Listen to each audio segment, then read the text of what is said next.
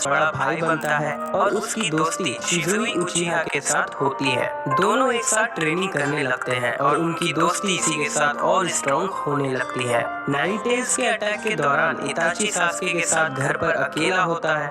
मिकोतो को बचाते हुए वो लोग सेफ्टी की तरफ जाते हैं। नाइन टेल्स के अटैक के बाद लीफ विलेज के लीडर्स को लगता है कि इस अटैक के पीछे उचिहा क्लैन वाले हो सकते हैं, जिसके बाद डांजो के कहने पर उचिहा क्लैन को विलेज के एक कोने में शिफ्ट कर दिया जाता है ताकि उन पर नजर रखना आसान हो सके।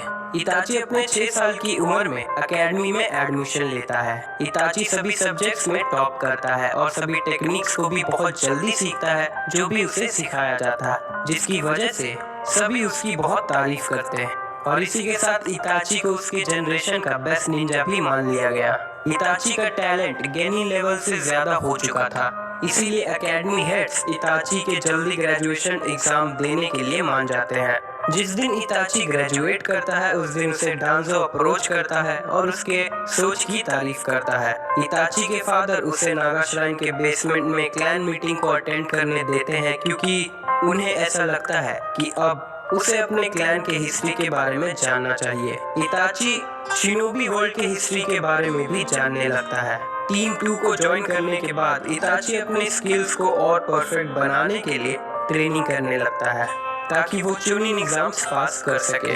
ग्रेजुएशन के 1 साल बाद इताची अपने निंजुत्सु को फुल्ली मास्टर कर चुका था, इतना कि जिसकी वजह से उसके सारे मिशंस उसके लिए आसान होने लगे। टीम 2 को अपने एनुअल ट्रिप के दौरान एक मिशन मिलता है फायर दाइमियो को गार्ड करने का, और उस दौरान इताची के सामने एक मास्क पहना आदमी सभी को उसके सामने मार देता है। ये सब कुछ देख के इताची का शारिंगन अवेक हो जाता है। इताची कुछ ही महीनों में अपने शारिंगन को भी मास्टर कर लेता है, जिसके बाद वो चुनिंग एग्जाम्स भी पास कर लेता है।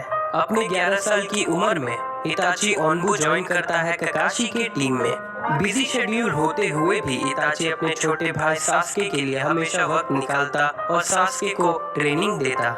सास्के इताची को अपने रोल मॉडल की तरह देखता था। इताची के पेरेंट्स भी बहुत प्राउड फील करते थे क्योंकि सभी क्लैन के लोग इताची की तारीफ करते हैं। उचिहा क्लैन के मेंबर्स हिडन लीफ पर अटैक करने के लिए कू डेटा प्लान करने लगते हैं और फुगाकू इताची को उनके लिए स्पाई बनने कहता है।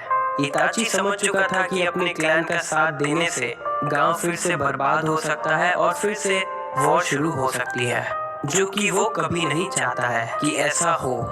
इसीलिए इताची डबल एजेंट बन जाता है और अपने क्लैन के इस प्लान के बारे में वो थर्ड होकागे और लीफ विलेज के हेड्स को बता देता है, इस होप में कि वो लोग कोई पीसफुल सॉल्यूशन निकाल लेंगे जिससे ऐसा कुछ ना हो। डांजो उचिहा क्लैन पर पहले अटैक करने कहता है, पर थर्ड होकागे सभी काउंसिल हेड से टाइम लेते हैं ताकि वो उचिहा क्लैन के हेड से बात कर सके और उन्हें ऐसा करने से रोक सके। अपने क्लैन को धोखा देने का दर्द इताची शिज़ुई के साथ शेयर करता है और वक्त के साथ इताची को रियलाइज होता है कि पीस अचीव करना इम्पॉसिबल है। शिज़ुई डांजो से कहता है कि वो अपने क्लैन वालों से बात करेगा और अगर वो नहीं माने तो वो क्लैन के लीडर्स को अपने गेनजुत्सु कोतोमात्सुकामी के जरिए उन्हें अटैक करने से रोक लेगा। पर डांजो शिज़ुई की एक आंख छीन लेता है। शिज़ुई अपने बचे हुए आंख के साथ इताची के पास आता है और इताची को अपनी दूसरी आंख दे देता है और उसे